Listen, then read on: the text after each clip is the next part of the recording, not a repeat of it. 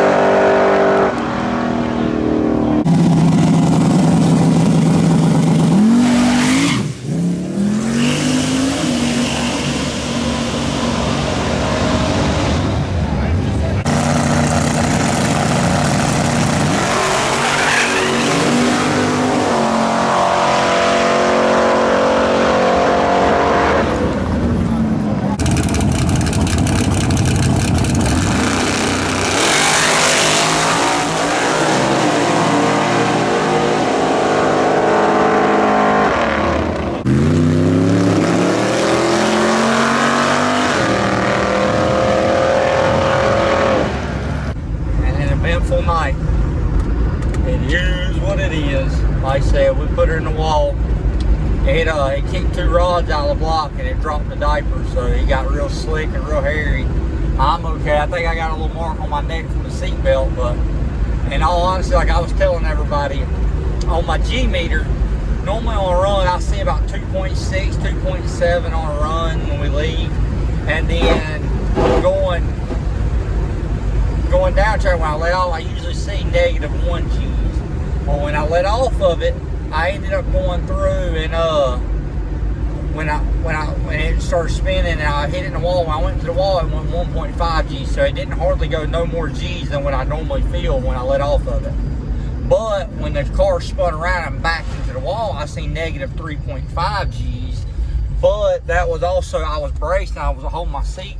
So when I hit the wall, it turned around and I didn't feel it. Like the seat took all the blunt of it, the seat belts, all that. I don't feel sore. I don't have it. Like I'm gonna go to the garage right now, or you might see right here in a minute, I'm going to the garage and we're gonna tear the front off this thing tonight and we're gonna see what the hell the damage is. So, y'all ride with me for a little bit.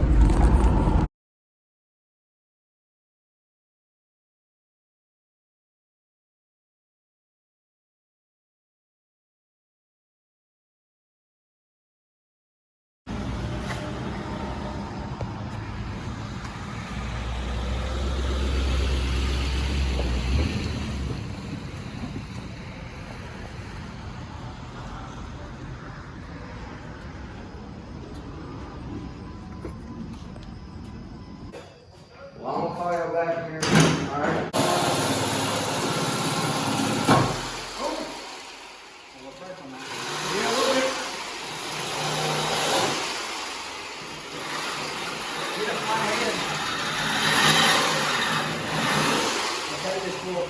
Right here loose for the headlights. I'm gonna drop for real quick.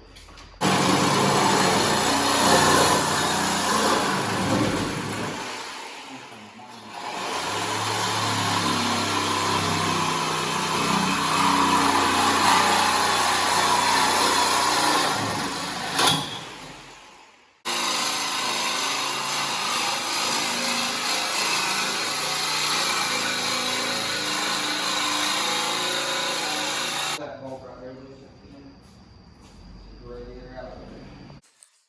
so we cut the front end off the car. It's fixed. We'll have it fixed. But I figured we'd talk about this for a minute.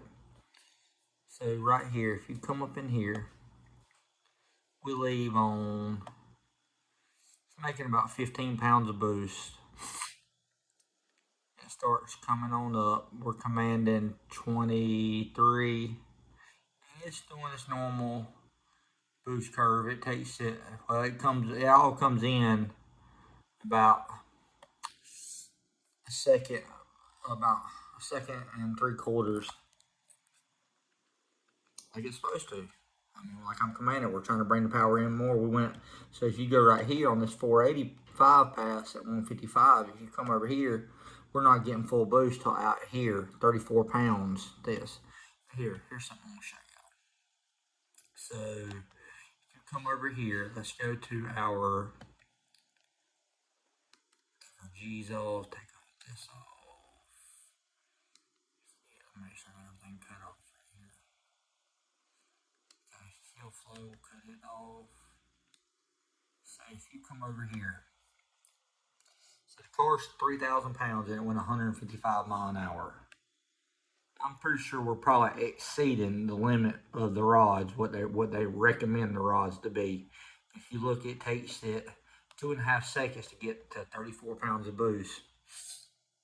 But let's look at this, O2 correction. Let's set the tune right here, the target versus all this. If we ain't gonna hit, we'll just watch it right here on the road. Mainly this one, 3%. So if you look on this run right here, it's pulling 7% on the start, and then it's adding 7% all the way out. 3%, 0. So the tune was close. So this run, the O2 had messed up on it. But so we had shut it off. But we're making, I mean, we went a pound more boost, but it ain't nothing. The air fuel, the timing still, if you look right here, look at the timing on this run. Timing on this run is 16 degrees, 15, 16 degrees the whole run. On this run with a pound more boost in it, we come up and it goes, we're still coming up on boost here, 16 degrees, 15, just like it was, 16. And like I said, but here's the kicker was right about right here, if you want to look. The biggest thing is this right here, oil pressure. This line here is oil pressure. We had 117 pounds. By the end of the run, we had dropped down to 95. When it blowed up, we blowed up at a 520. When we crossed the stripes, still had 100 pounds of oil pressure, 96 pounds of oil pressure. So it wasn't an oil pressure issue. If you look right here, it wasn't a fuel pressure issue. We still had good fuel pressure. Battery voltage was fine. We also have coolant pressure. Look, there's no spikes. It's right here, 22, 23 pounds. That's all normal. Let's go back right here. Coolant pressure dropped to 12 pounds after the run. Right there, 10 pounds. But if you look right here, 22 pounds. Let's go back to this run. So if we come over here, 485. Let's look right here. Coolant pressure. Coolant pressure. 20 pounds, 19, 20. So all that's normal. Every bit of that's normal. There's nothing there that shows that it was going to blow up other than this right here.